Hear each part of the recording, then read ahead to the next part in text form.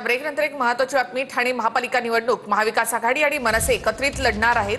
आज दुपारी 4 वाजता ठाण्यामध्ये जागा वाटपासंदर्भात एक महत्त्वाची बैठक होते. बैठकीला विनायक राऊत, राजन विचारे हे उपस्थित राहणार आहेत, तर अविनाश जाधव, जितेंद्र आव्हाड, विक्रांत चव्हाण हे उपस्थित राहतील. राव कोकाटे यांच्यासोबत संपर्क सुरू आहे अशी माहिती अजित पवारांनी सध्या दिली आहे. कोर्टात पुढे काय होतं त्यानंतरच कोकाटेंबाबत ठरवू अशी माहिती अजित पवार यांनी दिली आहे. फडणवीसांची सुद्धा भेट अजित पवारांनी या संदर्भात घेतलेली होती. मात्र या संदर्भातला निर्णय देवेंद्र फडणवीसांनी अजित पवार यांच्याकडे सोपवलेला आहे. जर कारवाई झाली तर खाती कोणाकडे द्यायची आहे या संदर्भात सुद्धा फडणवीसांनी अजित पवारांना विचारलं होतं. मात्र कोर्टामध्ये आज पुढे काय होतं ते बघूनच कोकाटेंबाबतची भूमिका ठरवली जाईल असं अजित पवार यांनी म्हटलंय. मंत्री कोकाटेंसोबत संपर्क सुरू आहे. कोर्टात पुढे काय होतं हे बघूनच त्यांच्या संदर्भात ठरवू असं अजित पवार म्हणाले. यानंतर एक मोठी बातमी. माणिकराव कोकाटे हे रुग्णालयात दाखल झाले. सरेंडर होण्यासाठी 4 दिवसांची मुदत मिळेल. कोकाटेंचे वकील मनोज पिंगळे यांनी दावा केलाय. सरेंडर होण्यासाठी 4 दिवसांची मुदत मिळावी यासाठी माणिकराव कोकाटे रुग्णालयात गेलेत. कोकाटेंचे वकील मनोज पिंगळे यांनी तसा दावा केलाय. त्यामुळे माणिकराव कोकाटे कुठे आहेत असा प्रश्न सकाळपासून विचारला जात होता. माणिकराव कोकाटे हे नॉट रिचेबल असल्याची चर्चा होती. आजच्या कॅबिनेटला सुद्धा ते गैरहजर होते. मात्र कोकाटे कुठे आहेत तर कोकाटे रुग्णालयात आहेत अशी माहिती आता मिळतेय. सरेंडर होण्यासाठी 4 दिवसांची मुदत मिळावी यासाठी माणिकराव कोकाटे हे रुग्णालयात दाखल झालेत अशी माहिती कोकाटेंच्या वकिलांनी दिली. मंत्री माणिकराव कोकाटेंना कोणत्याही क्षणी अटकेची शक्यता आहे. मंत्री माणिकराव कोकाटे यांना सदनिका गैरव्यवहार प्रकरण भोवणार असल्याची चर्चा आहे. नाशिक जिल्हा सत्र न्यायालयानं सदनिका घोटाळा प्रकरणी कोकाटेंना 2 वर्षांच्या शिक्षेसह 50,000च्या दंडाची शिक्षा कायम ठेवली आहे. कोकाटेंच्या अटकेची कुणकुण लागताच उपमुख्यमंत्री अजित पवार मुख्यमंत्री फडणवीसांना वर्षावर भेटलेत.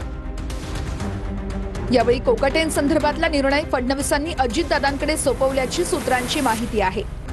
कारवाई झाली तर खाती कोणाला द्यायची फडणवीसांनी दादांना सवाल केला.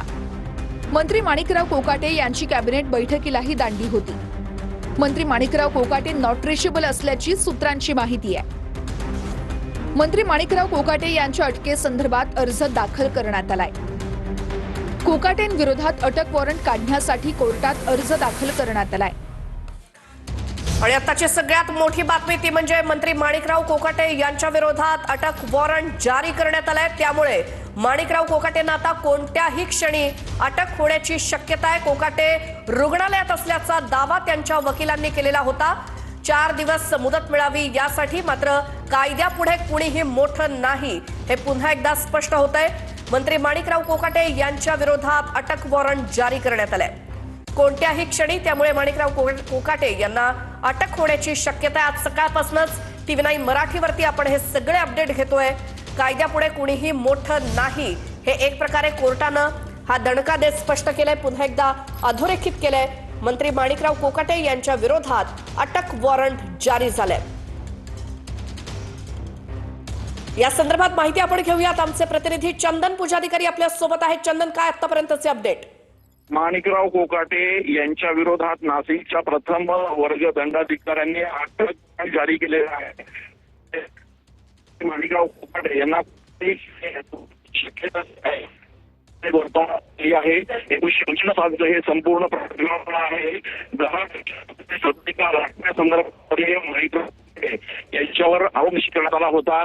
प्रथम वर्ग दंडाधिकाऱ्यांनी हा आरोप निश्चित केल्यानंतर जिल्हा सत्र न्यायालयानं ही शिक्षा जी आहे ती कायम ठेवली होती. आणि यानंतर आज झालेल्या सुनावणीमध्ये माणिकराव कोकाटे यांना जो त्यांच्यावरचा आरोप आहे तो या ठिकाणी कायम ठेवल्यानंतर त्यांच्या विरोधात आता अटक वॉरंट जो आहे तो जारी करण्यात आलेला आहे. त्याच्यामुळे माणिकराव कोकाटे यांना कुठल्याही क्षणी यावेळेला अटक व्हायची शक्यता जी आहे ती वर्तवली जाते. यासोबतच माणिकराव कोकाटे यांना आपल्या पदाचा राजीनामा देखील द्यावा लागू शकतो अशी देखील माहिती समोर येते. त्याच्यामुळे एक अत्यंत महत्वपूर्ण असा निर्णय जो आहे तो या ठिकाणी प्रथम वर्ग न्यायालयानं दिलेला आहे.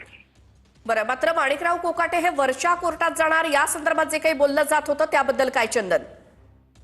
निश्चितपणे माणिकराव कोकाटे यांच्याकडून देखील आता उच्च न्यायालयामध्ये या संदर्भात स्थगिती मिळावी असा दावा जो आहे तो दाखल केला गेलेला आहे. मात्र या संपूर्ण प्रकरणानंतर आता माणिकराव कोकाटे यांना अटक वॉरंट जो आहे तो या ठिकाणी जारी करण्यात आलेला आहे. माणिकराव कोकाटे यांचे जे वकील आहेत मनोज पिंगळे यांनी या ठिकाणी न्यायालयासमोर अशी बाजू मांडली होती की कोकाटे हे सध्या मुंबईमध्ये एका शासकीय रुग्णालयामध्ये उपचार घेत आहेत. ते सध्या आजारी आहेत आणि त्यांना किमान कोर्टासमोर येण्यासाठी 4 दिवसांचा अवधी मिळावा.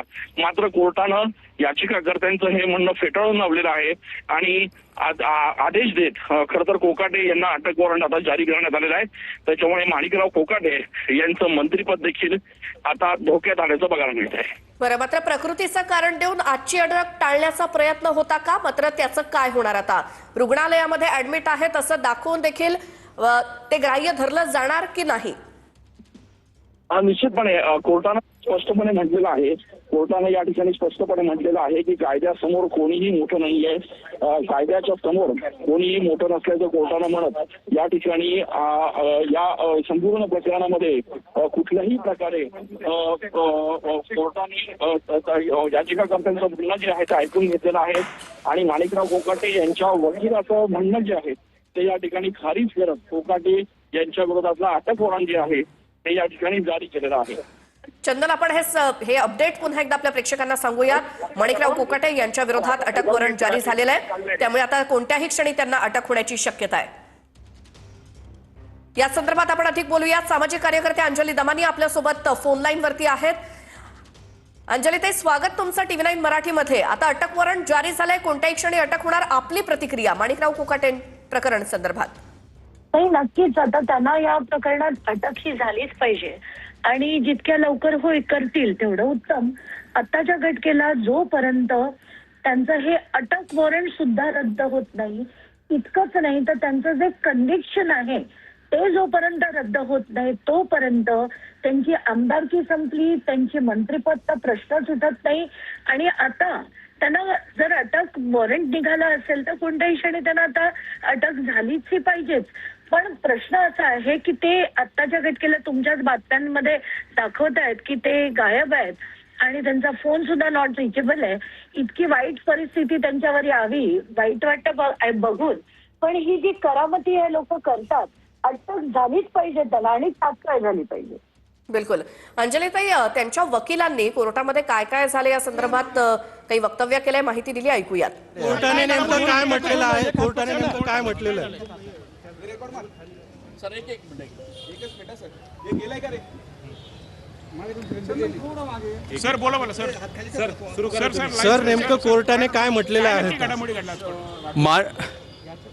माननीय न्यायालयाने अतिशय स्पष्ट आदेश पारित केलेले आहेत. त्यानुसार माणिकराव कोकाटे मंत्री यांच्या विरुद्ध अटकेचे आदेश पारित झालेले आहेत. त्यांनी त्वरित पोलिसांसमोर शरण जावे किंवा पोलिसांनी त्यांना अटक करावी असे न्यायालयीन आदेश पारित झालेले आहेत. कलम 418 CRPC अन्वये मेहरबान कोर्टाने उचित कारवाई पूर्ण केलेली आहे. आता पुढची प्रक्रिया काय असेल सर? कोर्टाने या ठिकाणी स्पष्ट म्हटलं की कायद्यापेक्षा कोणीही मोठं नाही, मग तो कोणीही असो. असं आहे की कोकाटे साहेबांच्या माझे वकील मित्रांनी नमूद केलं की हे स्वतः कॅबिनेट मंत्री आहेत, त्यामुळे न्यायालयाने याचा विचार करावा. तर न्यायालयाने स्पष्ट निरीक्षण नोंदवलेलं आहे की कायद्यापुढे सर्व लोक समान आहेत. मग तो सामान्य नागरिक असो, मंत्री असो अथवा कोणत्याही व्यवसायामधला नागरिक असो. तर एक अतिशय चांगला संदेश समाजाला आज दिला गेलेला आहे.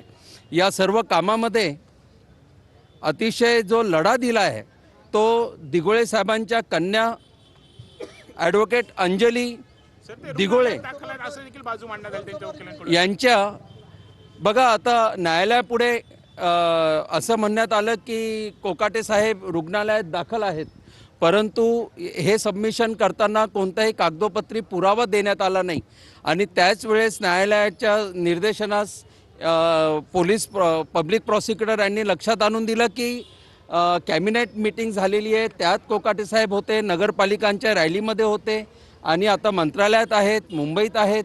त्यामुळे तब्येत खराब असण्याची जी लंगडी सबब आहे ती न्यायालयाने अमान्य केलेली आहे आणि शेवटी कायद्याची प्रक्रिया पार पडलेली आहे. पुढची प्रक्रिया काय असणार? पुढची प्रक्रिया अटक आणि सरकारवाडा पोलीस स्टेशनने अटक करणे आणि कारागृहात रवानगी करणे ही कायद्याची प्रक्रिया आहे. त्यांच्या आमदारकी संदर्भामध्ये नेमकं काय होऊ शकतं आता?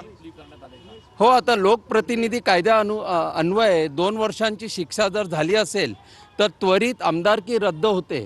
त्यानुसार आमदारकी रद्द होणे आणि नैतिकतेच्या मुद्द्यावर मंत्रिपदाचा राजीनामा देणे हे क्रमप्राप्त आहे. आता मुख्यमंत्री महोदय यांच्याकडे लॉ अँड ज्युडिशरी आहे. मुख्यमंत्री महोदय न्यायप्रिय आहेत. तर देवेंद्र फडणवीस साहेबांना आपल्या सर्वांच्या वतीने मी नम्र आवाहन करतो की आता तरी कमीत कमी आता तरी राजीनामा घ्यावा व कायद्याचे राज्य आहे याची प्रचिती देण्यात यावी. याच्यामध्ये प्रामुख्यानं तुम्ही गेल्या अनेक दिवसांपासून लढत होतात. आजचा हा निकाल आलेला आहे. या निकालानंतरची आपली काय भावना आहे? माझी अशी शुद्ध भावना आहे की सत्यमेव जयते. माझा हा लढा कोकाटेंच्या विरोधात नाही, आमचं वैयक्तिक वैर नाही, परंतु ही तत्वांची लढाई होती, कायद्याची लढाई होती.